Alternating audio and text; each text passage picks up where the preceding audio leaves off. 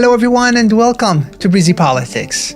Who is the American president who had the spine to tell Israel's prime minister point blank that Israel is committing a Holocaust? We're gonna get to that story in a moment, but first, I have a moral dilemma, and I need your take. I've been involved in a small effort working on an analysis paper that examines how societies react when their own state commits an atrocity as monstrous as the Holocaust. Do they enable it, do they try to stop it, or do they simply look away? To explore this topic, I chose to compare between two cases: how German society reacted during the Nazi Holocaust, and how the Israeli society reacted to the Gaza Holocaust. By the end of the paper, I ended up with a dilemma that never crossed my mind before. Therefore, I am very intrigued to see what you think about it. But first, let me lay out the context for you. When I first began reading about the Nazi era and how German society reacted to the Nazi Holocaust, I noticed something very interesting. Even after years of relentless Nazi propaganda orchestrated by the infamous Joseph Goebbels, aimed at dehumanizing entire groups of people, Slavs, Jews, Romani, and others, by pretty much blaming them for all of Germany's struggles. But still, when whispers began spreading that a Holocaust might be taking place, some resistance still emerged from different parts of the society. The White Rose movement, the German Catholic Peace movement, the July 20th plot to assassinate Hitler, just to name a few. But what stood out to me the most was how the Nazi leadership perceived the society's stance on this issue. If you visit the US Holocaust Memorial Museum website, you will see how far the Nazis went to deceive their own German society. Take this for example. You will find, and I quote, "Positive stories were fabricated as part of the planned deception." The Nazis were printing booklets telling the Germans that, and I quote, "In occupied Poland, German authorities had put Jews to work, built clean hospitals, set up soup kitchens for Jews, and provided them with newspapers and vocational training." I won't bore you with more details, you can look it up yourself, but the point is, it all comes down to this. The Nazi leadership knew that even after years of relentless anti-Slavic, anti-Jewish, and anti-Romani propaganda, their own society would not accept and would not tolerate genocide as an official policy. And that says a lot. Now, compare the attitude of German society towards the Nazi Holocaust with how Israeli society reacted to Israel's Holocaust in Gaza. On January 26, 2024, the International Court of Justice ruled that Israel is plausibly committing genocide in Gaza. Genocide. And this is how Israeli society responded. Tourists and school children are going on field trips in Israel, but not to museums, instead to watch the destruction of Gaza, known as genocide tourism internationally. So we were a mile and a half or so from 300,000 people who were being forcibly starved to death by the Israelis. That was Matthew Ho, a former U.S. State Department official and U.S. Marine veteran, who recently took this tour in Sderot, where visitors use coin-operated binoculars to peek into Gaza. An Israeli school field trip showed up, and these children, they're teenagers, they came from 2 hours away to come and watch the genocide. The tours are also done in English for international visitors and are included in Birthright Israel trips for Jewish Americans and for all Israeli school children. The population sees it as entertainment, where you have this complete dismissal of the Palestinians as human beings, but as part of their school curriculum. The historical irony of what we just witnessed is absolutely staggering. Think about it. While many survivors of the Nazi genocide were marching and protesting all around the world against Israel's genocide in Gaza, the descendants of other survivors in Israel were so proud they're committing a genocide of their own, they made it part of the curriculum. They load their children into buses, take them to a hill besides the Gaza concentration camp, hand them the most high-tech binoculars to ensure they get a clear, crisp, high-definition view of other children inside the camp being starved, shot, burned alive, and orphaned. And I've noticed that for some people in the West, it's always hard to recognize an atrocity when Israel is the one committing it. So for those people, let me put it in terms you'd understand. Just think about it like you're watching a footage showing that when Germans under the Nazi rule started hearing whispers that the genocide is taking place, they didn't try to stop it, they didn't deny it, they didn't question it, they didn't even look away. But instead, they were like, wait, what? We're committing a genocide? Huh. We should take our kids to watch it and enjoy it. Now, how does that sound? Because if it sounds horrible, if it sounds sick, if it sounds disgusting, that's because it is, at least for a normal society, but not according to the Israeli society. And that says a lot. And the fact that you will never dream of seeing these stories on CNN or Fox News or New York Times or the Washington Post also speaks volumes. Because let's be real, if this was happening in another country, we'd have Oscar-winning movies and endless panel discussions about how a society could sink this low. And it doesn't end there. After Israeli kids come home from school, have their supper, and settling for the evening, their families take them on organized night boat trips around Gaza while it's being bombarded. This time, however, is not about watching children being killed. That's reserved for school trips. This time, it's about staking their claim. While Gaza is relentlessly being erased, they took a boat with the first families, ready to occupy the land of those who are being killed and starved to death.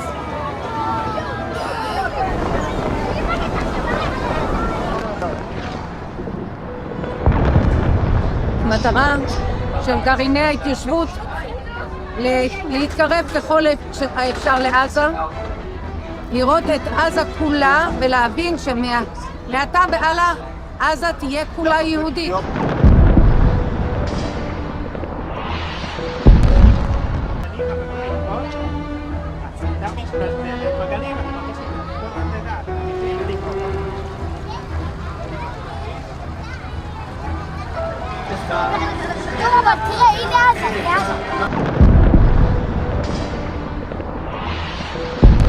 While entire families in Gaza are being wiped out, exterminated, Israeli families cruise along the coastline, circling the Gaza concentration camp, gazing at the destruction with excitement, not as mourners, not as bystanders, but as future landowners. They're explicitly mapping out the lands and homes of the Palestinian people while being wiped out in real time, staking their claim before the bodies are even cold. Just a few days ago, I came across a clip of one of America's most prominent Jews, Professor Finkelstein, a descendant of Holocaust survivors, making this very point. He brought it up in a discussion with Glenn Greenwald, one of my favorite journalists who is also Jewish. Take a look. If you read the explosion of sheer racial derangement in Israeli society, the glee, the joy, the euphoria they have carried on with in the extermination of the people of Gaza, just the postings on their social media, it's a genuine sight to behold. And I am not sure whether it hasn't reached or plumbed a depth well beyond Nazi Germany, even in the years of war. You have to remember, as I'm sure you know, formally, at any rate, the Nazi genocide was kept out of public view. But this is a totally different thing in Israel. This is every night on the evening talk shows. The social media is saturated with soldiers boasting in glee about the crimes they're committing in Gaza. So this country is so completely unhinged. You should watch this full interview. It's just two beautiful, peace-loving, principled, non-Zionist Jews discussing the depth to which Zionism is sinking. However, what I want to say to Professor Finkelstein is, if you think Israelis finding so much joy and glee in the death and destruction of other innocent people is as low as a society can go, hold on. It gets worse. Because after Israel's medieval blockade on Gaza has led to starving many Palestinian children to death, the world community pressured Israel to stop blocking the humanitarian aid from entering Gaza. Consequently, the Israeli government, led by war criminals, caved in to the pressure and partially lifted the blockade, allowing some trucks through. However, the moment the Israeli society heard that food trucks were on their way to reach the starving Palestinian children, they rushed with their kids. They will never understand why they teach their kids to do these things, but that's a topic for another day. So they rushed to physically block the life-saving aid trucks from reaching the starving Palestinian children. They're images that have enraged and horrified Jewish settlers throwing aid destined for Gaza to the ground. This was not a one-off. For months, videos have emerged showing aid convoys for Gaza being blocked or vandalized by settlers and Israeli activists in attacks condemned by the White House. It is a total outrage that there are people who are attacking and looting these convoys coming from Jordan, going to Gaza to deliver humanitarian assistance. They put their bodies between the life-saving foods and the starving Palestinian children, deliberately ensuring that more Palestinian children would starve to death that night. They're starving to death. You know what? If they're starving to death, no a single loaf of bread should go there. And if you were wondering why would anybody do such a horrible thing, it's because what they want, the reason they've been killing Palestinians since 1948 is... I'm gonna let them speak for themselves. These are the settlers in waiting, keen to start a new life, to annex Gaza for Israel. But what of the Palestinians who live in Gaza now? I just think we need to kill them, every one of them, and that's it. And if not that, because the country will not let that happen, the government. Just, the least we can do is just kick them. You heard that right. They don't hide their intentions anymore. Professor Finkelstein is absolutely correct. Israel is a lunatic state representing an unhinged society. A society just like this girl are disappointed that the Israeli government hasn't managed to exterminate all the 7 million Palestinians. We need to kill them, every one of them, and that's it. Living on their land in Palestine. Now, is it just me, or is this the same Nazi ideology we've been taught to hate and despise? So why is Nazism tolerated when it's practiced by Israel? Why is it excused and not called out when it's called for by Israelis? What am I missing here? And for those who's gonna say, nah man, this is just the fringe opinion and it does not represent the Israeli society as a whole, I really wish you were right. I really do. But you're absolutely wrong.